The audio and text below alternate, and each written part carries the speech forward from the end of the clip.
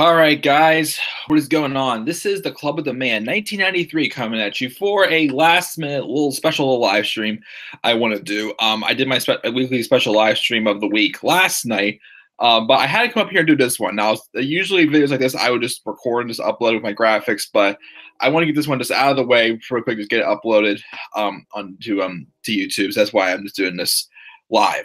So if you see the title, it is a video response to Robbie1Kenobi's hashtag Game 1 or Game Over. And also the hashtag Please Sign Robbie, which of course I'm talking about my good friend Robbie1Kenobi here on YouTube. He's been telling me for about a week or two that there's a video that he wants to do talking about a match that nobody he feels would have ever thought of. And Robbie's in the live chat, so Robbie, awesome to have you here. So I watched the video late because I was out doing a bunch of things tonight, just hanging out and whatnot, and I just got back. So I sat down, I watched the video, listened to this, I think, okay, what could this match possibly be? And the match he pitched was one heck of an idea. And as always, I gotta say, Robbie, you're a genius, Robbie. That's why I like you, because that's one of our favorite lines with Daniel Bryan saying the chat cable. But anyways, so I have a lot I wanted to say about Robbie's video, and also once again just to continue to endorse him as well, as I tagged both Vince McMahon, well actually I tagged not just both, I tagged all the following: Vince McMahon, Triple H, and the WWE in this post, right, with this live stream to Twitter, because I'm hoping that WWE sees like this endorsement as well. So Robbie's idea for this match is a match between Cedric Alexander and Triple H, as I said before. Now, I will be 100% real. Earlier this week, when I saw that it was going to be Cedric Alexander versus Mustafa Ali for a Cruiserweight Championship at WrestleMania, I started thinking on Triple H's shoes, thinking like, okay, you know, there's no doubt about it, that Cedric Alexander is definitely Cruiserweight Championship material. However, though, with the swerves that I saw, I see Triple H pulling off here, I was wondering, maybe what if they went if they were going to pull a trigger and give this title to Mustafa Ali at WrestleMania, since he's the one I feel like has been the more established babyface being built up in this tournament. Not saying that Cedric Alexander wasn't, but the fact that we already knew he was good. The WWE just had to give him the opportunity to be champion, which he would have if he would have had the match against Enzo Amore at the Royal Rumble. However, after hearing this idea, I'm like, okay, I'm definitely wanting to see Cedric Alexander win this match now, full on. I mean, you know, if Mustafa wins, awesome, but now with this idea that Robbie has, I think it would work out great. So the idea Robbie has is Cedric Alexander becomes champion at WrestleMania.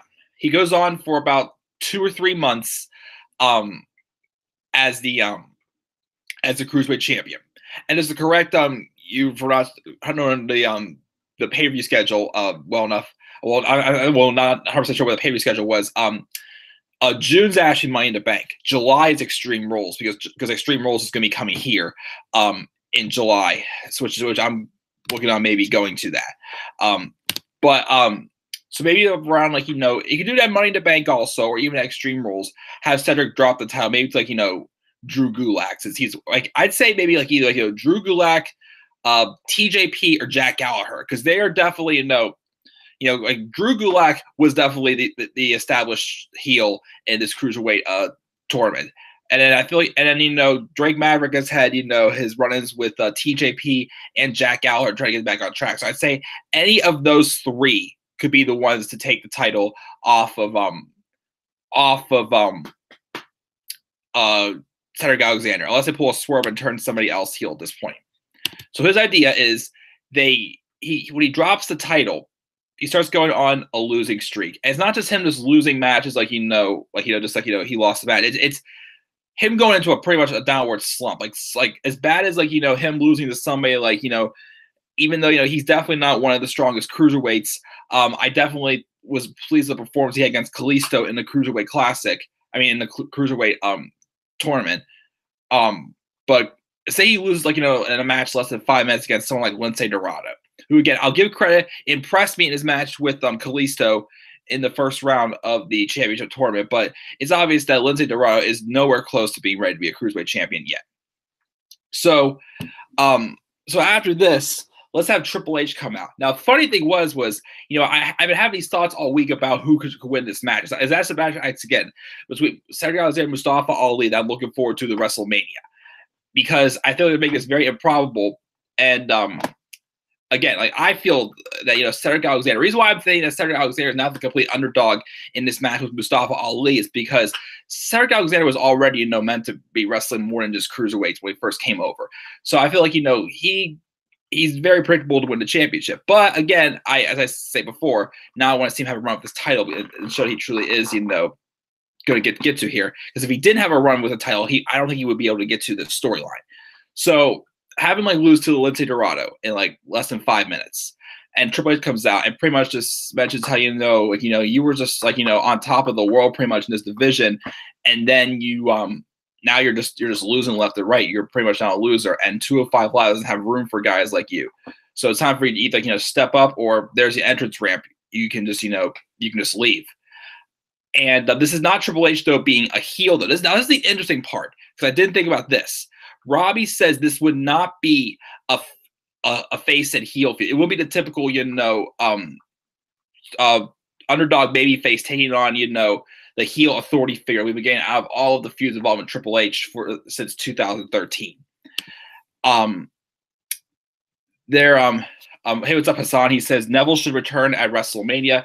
I hear you at WrestleMania, or even after WrestleMania, he could probably return as well. Heck, also, if you bring back Neville and want to put the cruiserweight title back on Neville, like for Cedric to drop it too, I'm all for that. Do you know Peta? I am not 100% sure here talking about Hassan, but most likely not. But thank you for joining me in this live chat as I continue to endorse Robbie here. So then, like, as Robbie says, have Triple H be more of like a mentor to him, like not like a heel authority figure. Be more of like, you know, a mentor to Cedric Alexander, and have Cedric start getting on a winning streak and getting that momentum back. Start winning matches against people like, you know, Kalisto, or, you know, Graham Metalik, TJP, TJ Perkins, I like to call him, Hideo Itami, and you make Mustafa Ali and a few others as well. Like, have him just get that momentum back. But however, like when it gets closer to SummerSlam, and Triple H saying, you know, I have one more big challenge for you, and are you ready? Pretty much, your opponent at SummerSlam, the person I think you should wrestle to prove yourself that you are back in the championship, you know, level that you were before, is me. And Cedric's like freaking out. He's like, oh my goodness, I can't believe this. He doesn't like pedigree or whatnot. And that's why there's a hashtag. Triple H mentions Cedric is either game on or game over. Because again, this storyline, like, you know, would be strong going back to, you know, the Cruiserweight Classic, that emotional, like, you know, defeat that Alexander had against Kota Ibushi. I think it was in the semifinals of the Cruiserweight Classic. And the fans were chanting, please sign Cedric. And Triple H, and I don't know any other promotion that would do this, or any other, head of the show would do this. Triple H literally came out and just, honored the audience's, like, request, saying, yeah, we got that. We're going to take care of, guys. And showing you want him, you're going to give it to him. And that's why I know it's on NXT. Triple H seems like he's that guy that, as the creator, he makes people, feel important. Like, how many times, like, you see, like, whenever Asuka was relinquishing the title to take off for the main roster, he was out there with the flowers to make it feel special. The moment after the Iron Jill match, or the Iron Man match between Bayley and Sasha Banks, and to take over respect, like moments like that, like Triple H, like, it's not all the time, but Triple H has those moments like that feel very special to, endorse the audience, how the audience really feels about certain things.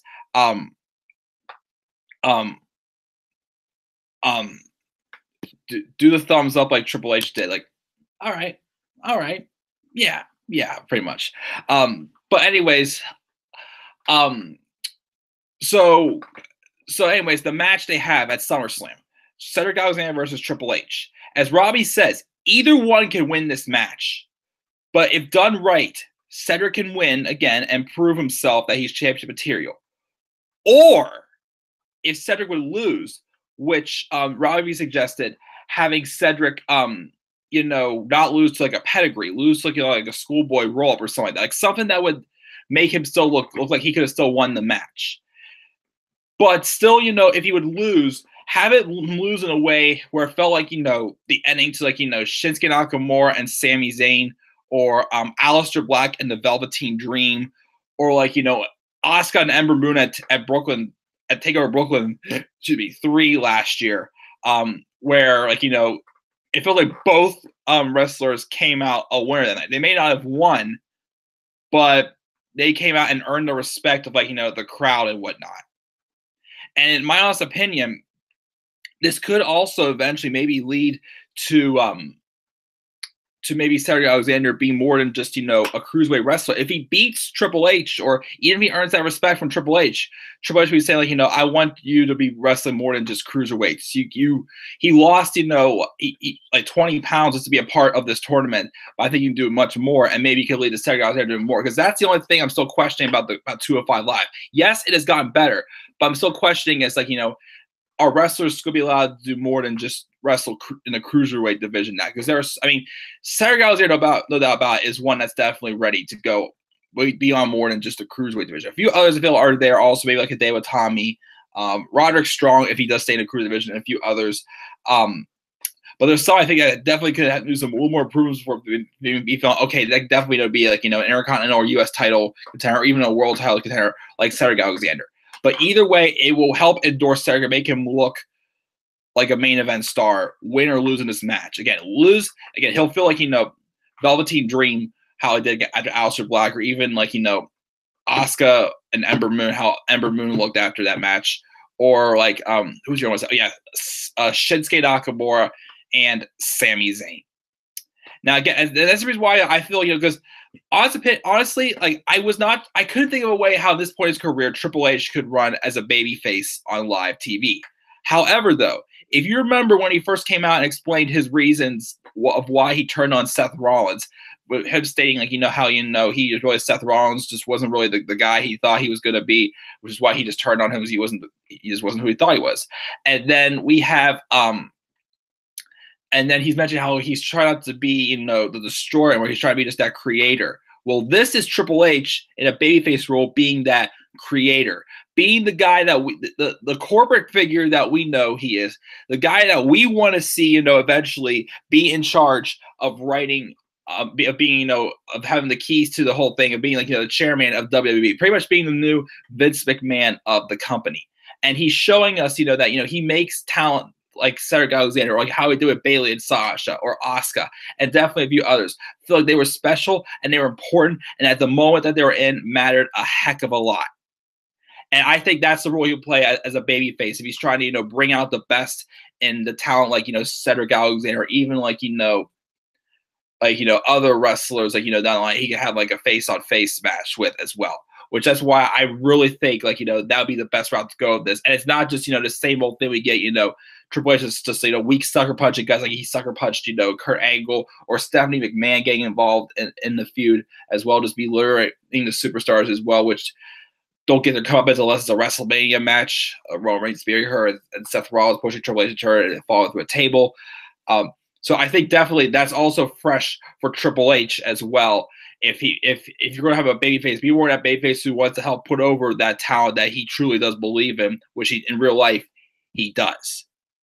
But that is the idea, that the mystery match that Robbie's been saying for a while now that he wants to definitely make a video on. It will surprise myself and definitely a few others, saying because no one would ever think this match. And in honest truth, I can agree. I would have never think of Cedric Alexander taking on Triple H. Let's see what we got in the live chat here. You see here. If you noticed, Mike, I never mentioned that awful feud Cedric was in with Noam Dar and Alicia Fox. Don't remind me. But imagine Triple H rubbing salt in that wound by bringing it up. Oh, jeez.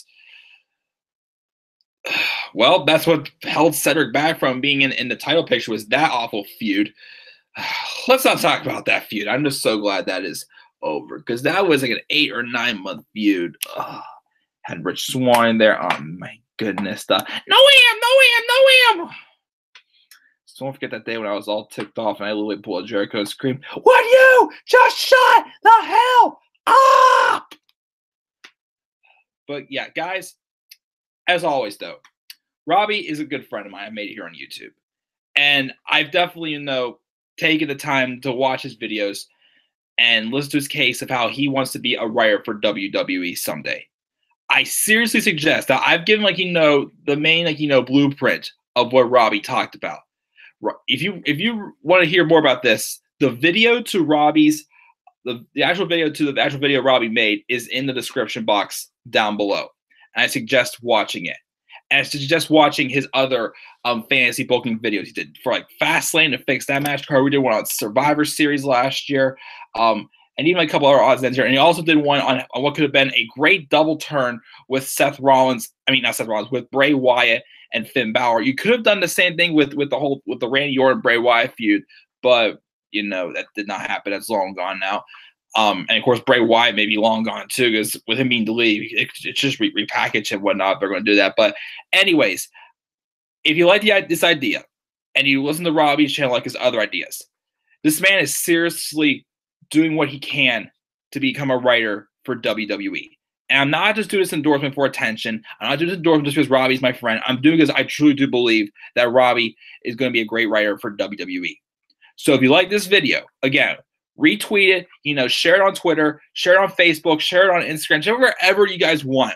Make sure you like Vince McMahon, Triple H, the WWE, anybody in the WWE see this. And if you like this, once again, do the two hashtags in this title. Hashtag game on or game over, and also hashtag please sign Robbie. The Lex Man got Fire Road Dog trending on Twitter. Let's get please sign Robbie trending on Twitter now. I'm dead serious about this, guys. But guys, thank you guys for tuning in. As always, again, I just really want to get this out there, leave my thoughts on Robbie's idea for this match, which I think would be an excellent addition for SummerSlam. It could help elevate Cedric Alexander into a huge main event star as well. And I'm not talking about the main event of 205 Live. I'm talking about the main event of the whole show. Even a WrestleMania main eventer as well, because he has all that potential in him as well. Why do you think the crowd was chanting, "Please sign Cedric"? Because this guy is amazing. And I love watching his matches, especially the one he just had with Roderick Strong. Two guys that had very similar styles, pretty much the same exact finisher except different names. But I do highly recommend this idea, and I highly do recommend that WWE sign my good friend Robbie1Kenobi. So guys, Robbie also said in the live chat, Undertaker versus Woken Matt Hardy. Grave deletion. You're a genius, Robbie. That's why I like you. But he doesn't just mention matches again. He literally writes out the story and whatnot. He literally maps it out. Long-term storytelling, that is. But guys, that is it for this special live stream, to getting this out there. Again, leave your thoughts down in the comment section below. Please make sure to check out Robbie's video in the description below. Be sure to also click my like and subscribe for more content to come to this channel, and follow me on Twitter as well at DemandAirboy93. I had a couple of topic videos myself this week. I did a rant on Jinder Mahal, and I also posted a discussion video today talking about the inconsistency of title opportunities happening. If you guys can check that out as well, I'm just to hear your response on that as well. So that would take time to watch any of those. But I'll be back here probably. I'm not sure. I mean, I'm going to try to do the next Let's Play, next level of Passes to Hall and 2 as soon as I get off here. But my other wrestling videos coming up. Definitely my Raw, SmackDown, NXT reviews next week, and Road WrestleMania episode 30. Yeah, 30 next week as well. But probably not too much later in the week, because again, I have a lot of Easter festives going on next week as well. But I'll wish you all happy Easter definitely when we get closer to that date as well. But guys, Robbie, Hassan, thank you guys as always for tuning in the live chat. Hopefully, Dan, Gene, the Lex Man, Lauren, who else we have? Ultra, a few others as well, get this whole hashtag spreading as well. So guys, once again, hashtag game on, game over, and get the hashtag trending. Please sign Robbie. Again, the Lex Man got hashtag Fire Road Dog trending on Twitter. Let's do the same thing with hashtag please sign Robbie, and get this man to his dreams. Because as Dan Bryan said this week, your dream could come reality, and this is a dream that Robbie has. We all had his dream come true this week. I had my dream come true this week with me finding that softball league to play him, and Robbie's looking for his next. So let's get another dream to come true here, guys. Thanks again, everybody. That is it. I'll catch you all later. Until then, guys, have a great night. Peace out.